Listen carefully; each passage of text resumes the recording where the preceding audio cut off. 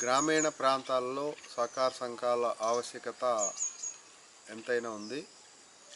గ్రామీణ ప్రాంతాల్లోని రైతులు వారి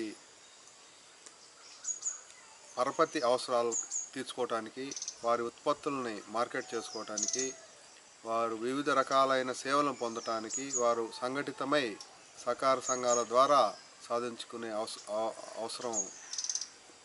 అవకాశం ఎంతైనా ఉంది.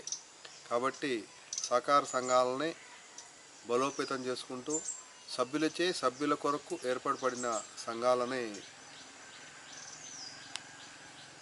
భావిస్తూ ప్రభుత్వం కొరకు ఏర్పడబడిన సంఘాలు కావని భావిస్తూ మరి ఆ సంఘాలని అభివృద్ధి చేసుకోవాల్సిన అవసరం ఎంతైనా ఉంది. చూడు విన్నాకనా కాదమ్మా.